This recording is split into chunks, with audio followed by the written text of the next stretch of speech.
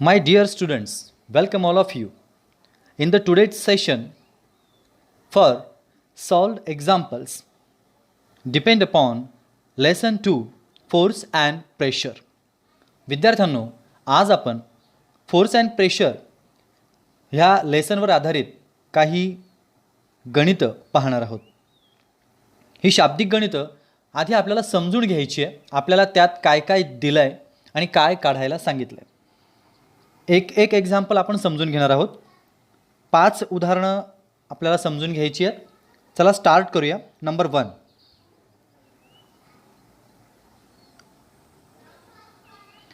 Example 1. The area of the bottom of a tiffin box is 0.25 meter square and weight is 50 Newton. Calculate the pressure exerted by the box on the shelf. बघा, गणित समजून घेऊया. काय दिलं आहे आपल्याला ते आपल्याला लिहून घ्यायचं आहे गिवनमध्ये. त्याआधी आपण एकदा गणित व्यवस्थित समजून घेऊया. फळीवर ठेवलेल्या एका टिफिन बॉक्स त्याच्या तळाचं क्षेत्रफळ आपल्याला दिलं आहे. Bottom of a tiffin box तळाचं क्षेत्रफळ त्याचं किती आहे? 0.25 मीटर स्क्वेअर. त्याचं वजन आहे 50 न्यूटन. तर आपल्याला कॅल्क्युलेट करायचं आहे त्या डब्याने त्या फळीवर किती दाब टाकला आहे. सो आपल्याला गिवन काय काय आहे बघा. Area 0.25 metre square, weight of the box 50 newton and we have to calculate the pressure. आता गिव्हन आपण सर्व पाहिलं आहे. आता आपल्याला गरज आहे ती फॉर्म्युलाची. सो आपल्याला कॅल्क्युलेट करायचं आहे प्रेशर. प्रेशरचा फॉर्म्युला काय आहे? Pressure is equals to force upon area. Force म्हणजेच बल आणि एरिया क्षेत्रफळ. किती बल आहे आणि किती क्षेत्रफळावर लावलं आहे या दोन किमती टाकल्या की आपल्याला मिळणार आहे दाब म्हणजेच प्रेशर. तर फोर्स आहे 50 न्यूटन डिवायडेड बाय एरिया आहे 0.25 मीटर स्क्वेअर. आता 0.25 ही व्हॅल्यू आपण कॅल्क्युलेशनसाठी मॉडिफाईड करूया. आपल्याला हा पॉईंट काढायचा आहे. त्यासाठी काय करणार आहोत आपण? 50वर 2 शून्य द्यायचे. Look here. ह्या 50वर 2 झिरो द्या आणि हा पॉईंट काढून टाका. आता वरची व्हॅल्यू झाली आहे 50,000. या 50,000ला 25ने भाग द्यायचा आहे, जो की सोपा आहे. 25ने 5,000ला भाग द्यायचा आहे आपल्याला. तर उत्तर येणार आहे 200. 25 दुणे 50, 25 0 0 25 0 0 25 टू जा 50 अँड अगेन 0 अँड 0 200. आणि हा n अँड मीटर स्क्वेअर आपण पुढे त्याला लावणार आहोत. म्हणजे आपलं आन्सर झालं आहे 200 न्यूटन पर मीटर स्क्वेअर. म्हणजे त्या फळीने त्या क्षेत्रफळावर एवढा दाब टाकला आहे. चला, पहिलं गणित समजलं आहे तुम्हाला. एक्झाम्पल 2 कडे जाऊया. काय कॅल्क्युलेशन करायचे बघूया. Example 2. Calculate the relative density of iron. आयर्नची रिलेटिव्ह डेन्सिटी आपल्याला कॅल्क्युलेट करायची आहे. लक्षात आलं आहे आपल्या. If the density of water is 10 cube kilogram per metre cube and the density of iron is 7.85 into 10 cube kilogram per metre cube. आता यामध्ये आपल्याला कॅल्क्युलेशन रिलेटिव्ह डेन्सिटीचं करायचं आहे. मग काय काय दिलं आहे त्यांनी आपल्याला एकदा त्यावर नजर टाकूया. गिवन सुरुवात यानेच करायची कुठल्याही एक्झाम्पल सोडवताना. काय काय आहे आपल्याकडं? डेन्सिटी ऑफ वॉटर आहे, त्याची व्हॅल्यू आहे ही इथं आपण पुट केली. डेन्सिटी ऑफ आयर्न आहे, त्याची व्हॅल्यू ही इथे दिली आहे, ती आपण इथे पुट केली आहे. आणि आपल्याला काढायची रिलेटिव्ह डेन्सिटी. आता त्यासाठी आपल्याला हवा आहे फॉर्म्युला. फॉर्म्युला आहे आपल्याकडे relative density of iron is equals to density of iron divided by density of water. मग आता या दोन्ही गोष्टी आहेत आपल्याकडे. चला पुट करा व्हॅल्यू. आयनची डेन्सिटी टाकली आहे वरती आपण 7.85 इंटू 10 क्यूब अँड वॉटरची डेन्सिटी टाकली आहे 10 क्यूब. काय करणार आहोत आता आपण 10 क्यूब गेट्स कॅन्सल्ड. काय रिमेन्स राहिलं आहे 7.85. 7.85 ही आहे रिलेटिव्ह डेन्सिटी ऑफ आयर्न. आपल्याकडे डेन्सिटी होती म्हणून सापेक्ष घनता आपल्याला काढता आली. डेन्सिटी म्हणजे घनता आणि रिलेटिव्ह डेन्सिटी म्हणजे सापेक्ष घनता. तर सापेक्ष घनता आपण काढली आहे त्याची 7.85 7.85. Example number 3. The area of the tip of a screw is 0.5 metre square and its weight is 0.5 Newton. Calculate the pressure in Pascal exerted by the screw on a wooden plank. काय करायचं आपल्याला स्क्रूच्या टोकाचं क्षेत्रफळ दिलं आहे millimetre स्क्वेअरमध्ये. त्याचं वजन 0.5 न्यूटन आहे. तर त्या स्क्रूनं एखाद्या लाकडी फळीवर किती दाब पडेल बरं. आपण तो स्क्रू जर त्या लाकडाच्या फळीवर टोचला वुडन प्लांकवर त्याचं किती प्रेशर त्या फळीवर पडणार आहे तो कॅल्क्युलेट करायचा आपल्याला. आपल्याकडे गिवन काय काय आहे बघणार आहोत आपण आधी. गिवन एरिया आहे आपल्याकडे किती आहे 0.5 इंटू 10⁻⁻6 मीटर स्क्वेअर. हे आपण कन्व्हर्जन करतोय. Weight of the screw 0.5 newton and pressure we have to calculate that. आपल्याला प्रेशर काढायचं आहे पास्कलमध्ये. Okay so pressure is equals to weight upon area. फक्त आता याच्यामध्ये आपण टाकूयात 0.5 weight area 0.5 into 10⁻⁻6 metre square is equals to answer आलाय 10⁻6 न्यूटन पर मीटर स्क्वेअर.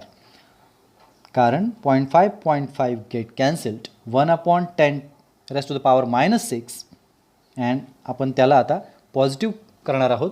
त्यासाठी 10⁻6 न्यूटन पर मीटर स्क्वेअर म्हणजेच पास्कलमध्ये आलं 10⁻6 पास्कल. Isn't it. चला एक्झाम्पल 4 चौथं गणित. Mass of a block of metal is 10 kilogram and its dimensions are length 50 centimeter, breadth 10 centimeter, height 20 centimeter.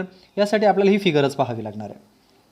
If the metal block is placed on the following surface on the table, find out on which of the surface ABCD, CDEF and BCFG will the pressure exerted on the table be maximum. आपल्याला एक ठोकळा दिला आहे. त्याचं वस्तुमान दिलं आहे 10 किलोग्रॅमचं. या 10 किलो वजनाच्या ठोकळ्याला क्यूब आहे. या ठोकळ्याचं वस्तुमान 10 किलोग्रॅम आहे. त्याची लांबी आहे 50 सेंटीमीटर, रुंदी आहे 10 सेंटीमीटर आणि उंची आहे 20 सेंटीमीटर. आता तो टेबलावर आपल्याला कुठल्याही बाजूने ठेवता येईल, रोल करता येईल त्याला, कधी या बाजूने कधी दुसऱ्या बाजूने. तर त्यांनी वेगवेगळ्या बाजू दिल्या आहे आपल्याला. ABCD नावाची एक सरफेस आहे, CDEF नावाची आहे. कुठल्या सरफेसवर जर तो आपण तसा ठेवला सरफेसकडे तोंड करून तर कोणत्या परिस्थितीत दाब जास्त पडणार आहे हे आपल्याला कॅल्क्युलेट करायचं आहे. आपण एकदा ब्लॉक बघूया कसा आहे तो. हा आहे तो ब्लॉक. याचं वजन आहे 10 किलोग्रॅम. ह्या बॉक्सचं वजन किती आहे 10 किलोग्रॅम. आणि हे ते सरफेसचा आपण जे उल्लेख केला होता ABCD हा एक सरफेस आहे. या बाजूने आपण तुम्ही त्याला असा सरफेसकडे पलटी करून ठेवू शकता. दुसरा सरफेस कुठला आहे CDEF हा एक सरफेस आहे. आणि BCFG मीन्स BCF आणि G हा एक सरफेस आहे. हे 3 सरफेस आहे. मग ह्या नंबर 1 नंबर 2 नंबर 3 या 3 सरफेसेसपैकी कोणत्या सरफेसच्या बाजूने आपण जर त्याला तसं ठेवलं उलटं तर सगळ्यात जास्त वजन त्या सरफेसवरती पडेल त्या ठोकळ्याचं हे आपल्याला कॅल्क्युलेट करायचं आहे. त्याचं वजन तर 10 किलो आहे कसं आहे मोजलं तर, पण प्रेशर जो पडणार आहे तो कोणत्या एरियामुळे त्याच्यावर काही फरक पडतो आहे का याचं कॅल्क्युलेशन आपल्याला करायचं आहे. चला पाहूया. आता आपण कॅल्क्युलेट करूया. सुरुवातीला ABCD नावाचा जो सरफेस आहे त्याने किती दाब पडेल प्रत्येक एकेकाने आपण चेक करूया. आता given weight of the block M × G. ब्लॉकचं वजन किती आहे 10 किलो गुणिले 9.8 न्यूटन म्हणजे ॲक्सिलरेशन टू ग्रॅव्हिटी. ग्रॅव्हिटीने कॅल्क्युलेशन जर आपण या वजनाचं केलं न्यूटन्स लॉप्रमाणे तर आपल्याला काय मिळेल त्या ठोकळ्याचं वजन न्यूटनमध्ये 98 Newton. For the surface ABCD length 50 centimetre height 20 centimetre. आता ABCDची लेंथ आहे 50 हाईट आहे 20. यावरून आपण त्याचा एरिया आधी कॅल्क्युलेट करूया. ओके हे बघा हा आहे हा आहे ABCD. तर याची लेंथ आहे 50 हाईट आहे 20. याचा टोटल एरिया काढायचा आहे आपल्याला. एरियासाठी सूत्र आहे formula 50 centimetre into 20 centimetre which is equals to 1000 centimetre square. आणि त्याला कन्व्हर्ट करायचं आहे आपल्याला या सेंटीमीटरला मीटर स्क्वेअरमध्ये. ते कसं करता येईल आपल्याला. जी फिगर आली आहे आपल्याकडे 1000 या 1000ला इंटू 0.0001 असं जर केलं तर आपल्याला त्याचं मीटरमध्ये रूपांतर मिळेल. मग हे गणित तुम्ही करून पाहू शकता. 1000 गुणिले 0.0001 मग उत्तर येईल 0.1 मीटर स्क्वेअर. आता प्रेशर काढूया. Pressure is equals to weight upon area. तर वेट आहे आपल्याकडे 98 न्यूटन आणि एरिया आत्ताच आपल्याला मिळाला आहे हा 0.1. उत्तर काय येईल 980 980 पास्कल. कसं दशांश स्थळ आहे 1 घरानंतर त्यामुळे हा दशांश स्थळ काढण्यासाठी 1 0 आपण वरती पुट करणार आहे 980. ओके सोपं. त्यानंतर दुसरा सरफेस पाहूया CDEF. म्हणजे कुठला सरफेस बरं म्हणजे हा CDEF. आता याच्या बाबतीत बघूया आपण. त्याची लेंथ आहे 50 आणि ब्रेडथ आहे 10. एरियासाठी पुन्हा सेम कॅल्क्युलेशन करणार आपण. गुणाकार तो आला 500 सेंटीमीटर स्क्वेअर. पुन्हा त्याला 0.0001ने आपण मल्टिप्लाय करणार म्हणजे सेंटीमीटरचं मीटरमध्ये कन्व्हर्जन होईल. ते आलं 0.05 मीटर स्क्वेअर. आता प्रेशर काढणार. प्रेशरचा फॉर्म्युला पुन्हा same weight upon area. Weight तर ऑलरेडी आहे 98 आणि त्याच्या खाली काय पुट करणार आपण 0.005. आता इथे डायरेक्ट दाखवलं आहे. मग 0.005 2 दशांश स्थळ आहेत. 2 घरानंतर दशांश स्थळ आहे म्हणून हे स्थळ काढण्यासाठी वरती 98वर आपण 2 0 या ठिकाणी दिलेत. ओके आणि मग आता 9800 डिवायडेड बाय 5 याचा आन्सर आहे 1960. 5 1 5 5 1 5 रिमेन्स 4 5 9 45 रिमेन्स 3 5 6 30 500 1960 पास्कल. ओके आता तिसरा सरफेस आपण बघतोय BCFG. म्हणजे कुठला सरफेस म्हणजे हा सरफेस 3 नंबरचा BCFG. आता बघा या पहिल्या सरफेसने 980 पास्कलचा दाब पडला. दुसऱ्या सरफेसने वरच्या 1960 पास्कलचा दाब पडला. आता BCFGने किती पडेल बघूया. त्याची हाईट आहे 20 ब्रेथ आहे 10. याचं क्षेत्रफळ सगळ्यात छोटं दिसतंय ना. एरिया बघा त्याचा किती आहे 20 × 10 म्हणजेच 200 सेंटीमीटर स्क्वेअर. पुन्हा त्याला गुणाकार करूया कशाने 0.0001ने मीटरमध्ये कन्व्हर्जन झालं 0.002 मीटर स्क्वेअर. पुन्हा एकदा फॉर्म्युला पुट केला. Pressure is equals to weight upon area 98 upon 0.002. Point काढण्यासाठी 2 0 वरती द्यावे लागतील. 98 वरती 2 0 डिवाइडेड बाय 2.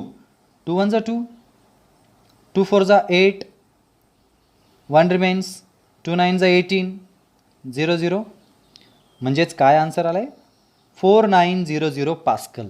तुम्हाला कळलंच असेल या तीनही सरफेसेसपैकी सगळ्यात जास्त दाब जो आहे 4900 पास्कलचा हा BCFG सरफेसवर पडलेला आहे. म्हणजेच क्षेत्रफळ जेवढं कमी तेवढा प्रेशर जास्त एक्झर्ट करतो तो त्या सरफेसवरती, हे लक्षात घ्या. खिळा त्याच्या टोकदार भागाकडूनच जास्त प्रेशर एक्झर्ट करतो, म्हणून तो आरामशीर त्या वुडन प्लँकमध्ये जातो. सरफेस वाढलं की प्रेशर कमी होतो, ही गोष्ट या उदाहरणावरून स्पष्ट होते. पुढे जाऊया. Example number 5 and last example.